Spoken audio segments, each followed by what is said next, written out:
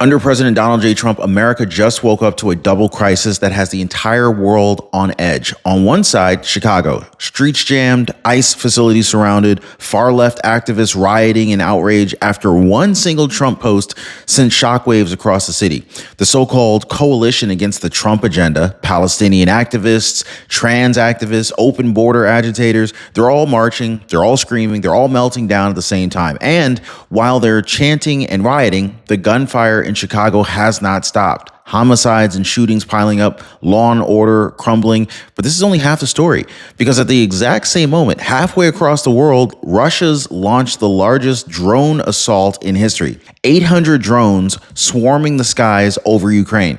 The scale is so massive, it is so relentless that it shook NATO allies and forced civilians into underground shelters, praying the skies would not rain fire. Now, here's a twist, guys. After these incidents have exploded, everyone is wondering, what is going on? Are we like on the border of World War III? These aren't two separate stories. This is the coalition. This is literally the collision of a crisis. Chaos at home and chaos abroad. It's hitting America at the exact same time. And President Trump is facing riots in the streets while foreign adversaries are tightening their grip overseas. So today I want to go ahead and break down how President Trump's words set off Chicago like a powder keg, why Russia's drone army could rewrite the rules of modern war, and the dangerous truth about the global alliances that are forming against the West. This is not just another news day. This is the day that America stares down riots at home and war abroad at the exact same time. Hit the like button, subscribe. Thank you so much, guys. President Trump, he's doing his best here. He's in the White House, and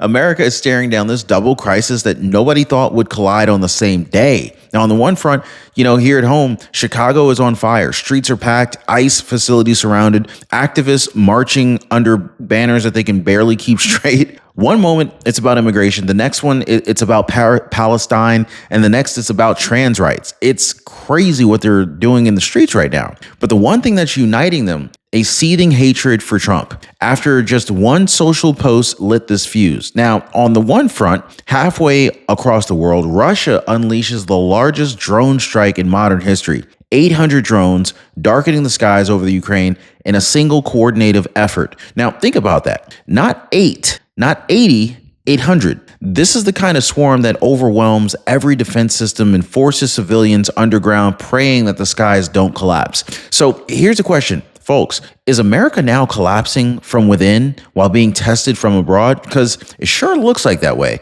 Now, I want to drill down into what set this off. Trump takes to Truth Social and posts, quote, "I love the smell of deportation in the morning." Now, you know what that was, right? This is Trump being Trump, okay? This is a direct shot at the open borders Democrats who have turned sanctuary cities into war zones. And then what happens? Well, Illinois Democrats and Chicago activists, they absolutely lose it. They erupt in outrage, calling him a dictator, calling ICE fascist. But it doesn't stop there. A full-on coalition forms. Palestinian activists, trans rights groups, professional Trump haters. Yes, I said professional Trump haters, all marching together, screaming, chanting, demanding ICE be dismantled. But where do they take the fight? They take it straight to ICE hubs. Broadview. This is where a temporary processing center is set up. Naval Station Great Lakes, ICE's logistical hub city north of the city. Now, both are surrounded by angry mobs chanting in the night. But here's a situation nobody wants to talk about. While they're marching against ICE, Chicago itself is bleeding. 2 homicides, 5 more shot in just a single day. The body count is rising while politicians scream about deportations instead of crime victims. Now, law and order in Chicago is not cracking. It is collapsing. This is the reality, folks. Trump posts one sentence and the far left coalition proves his point for him. The streets melt down. ICE is under siege, and the people of Chicago, they're left unprotected as the bullets keep flying. Now, here's a secret that most people don't know. Medicare benefits are constantly being updated. New programs, new perks, new ways to save. But your plan's not going to call you up and say, hey, there's something better out there. Let me tell you about it. No, they're not going to do that. So this is why I partner with Chapter. They know every update, they know every option and every loophole that can put money back in your pocket.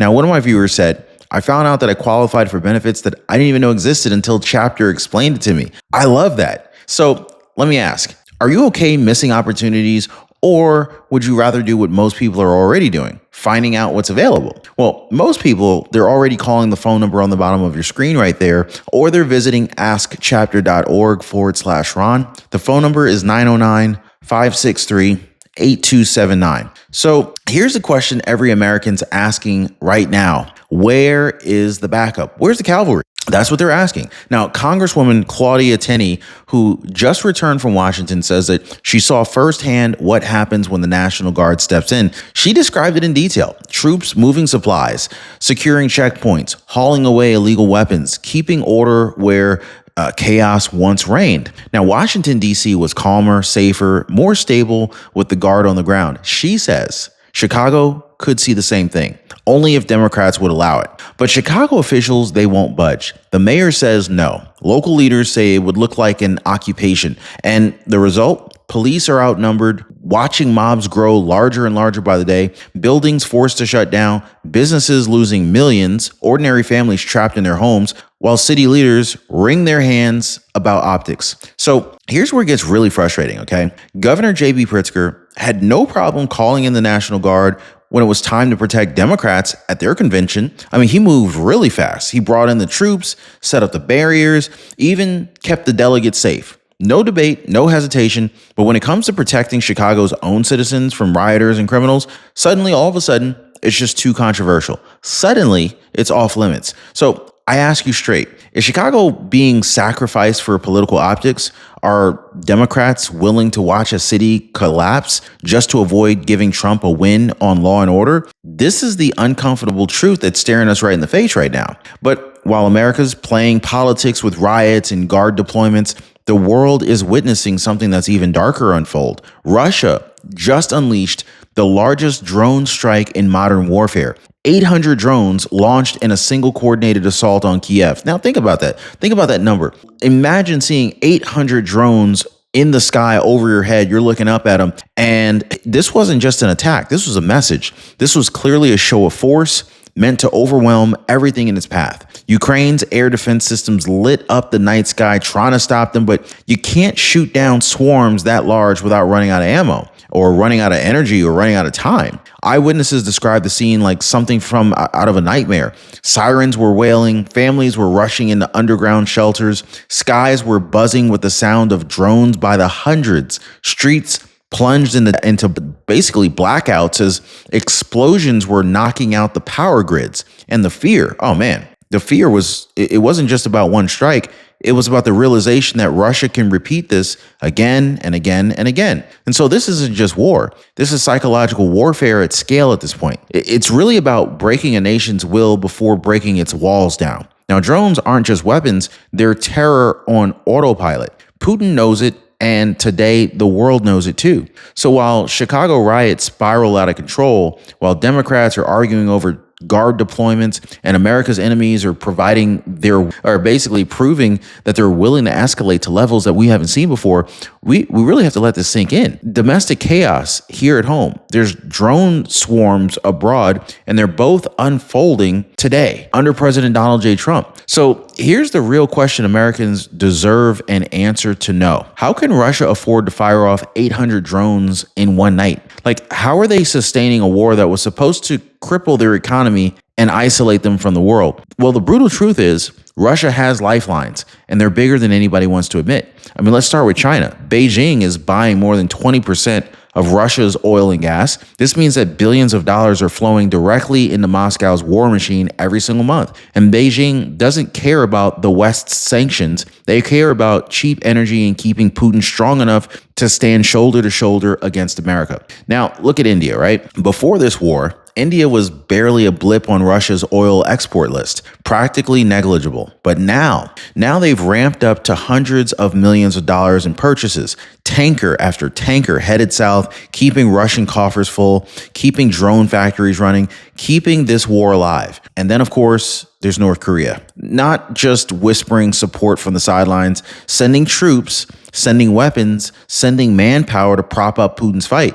Now imagine that, a rogue nuclear state lending boots and bullets to Russia, all while America debates what kind of sanctions to apply next. So let's call it what it is. Russia, China, India, and North Korea have effectively locked arms. It's a new axis forming in plain sight. And who are they up against? Ukraine, NATO, Europe, and yes, of course, the United States. The battlefield may be Kiev, but the war lines, they stretch all the way across the globe. And so what's Washington's answer? Well, it's the same old song. Sanctions, freeze the bank, target the oligarch, cancel a yacht. It sounds tough, but let's be honest. If sanctions were really working, Russia wouldn't have the resources to launch 800 drones today. So the question becomes, why not just go nuclear on sanctions, right? Why not cut them off completely from the global financial system? Why not slam the door so hard that Russia can't fund another drone, can't pay another soldier, and can't buy another bullet? Well, here's where it gets even more frustrating. America holds a weapon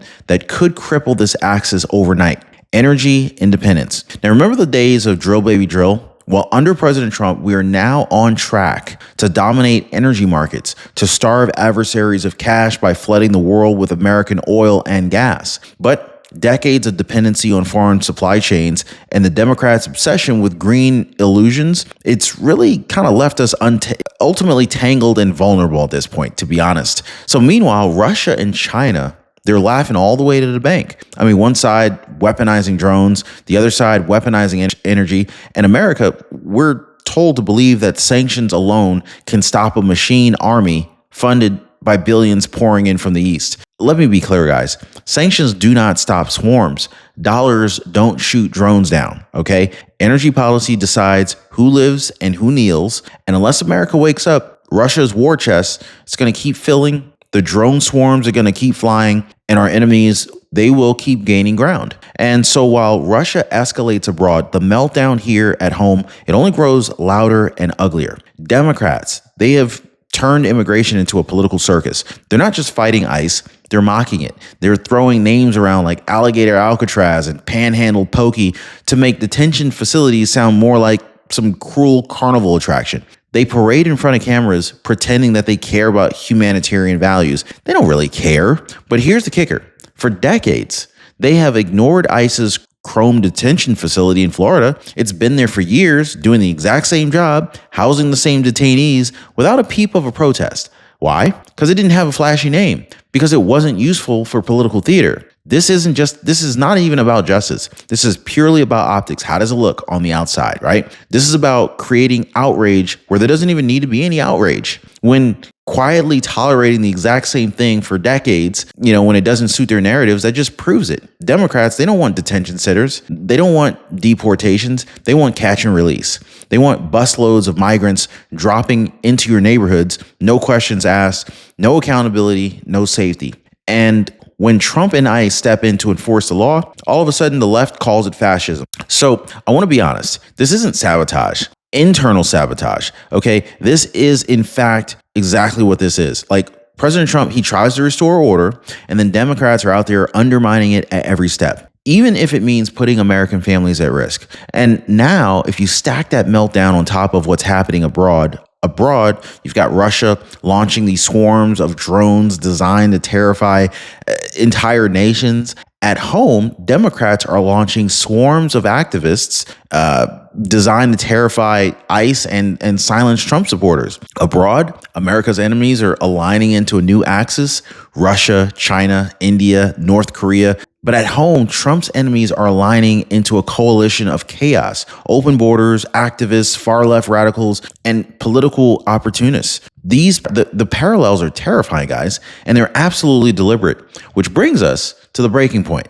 President Donald J. Trump is staring down two wars at once. Now, on the inside, you got riots in Chicago, ICE under siege, far-left radicals are screaming in the streets while bullets fly and innocent people die, a government that's too divided to even call in the National Guard. Now, on the outside, a global war machine grinding forward, adversaries pooling their resources, drone swarms filling the skies, and America's supposed allies are questioning whether sanctions and speeches are enough to hold the line. Here's a question you really need to ask yourself. If both the streets of Chicago and the skies over Ukraine are erupting on the same day, how long before America itself faces the ultimate test? I mean, like, how long before the enemies inside and, the enemies abroad collide, forcing the nation to make a choice: submit or fight back harder than ever before. I mean, the double crisis is here. It's not theoretical. It's not tomorrow. It is, September 8th under President Donald J. Trump, and history will remember how we respond.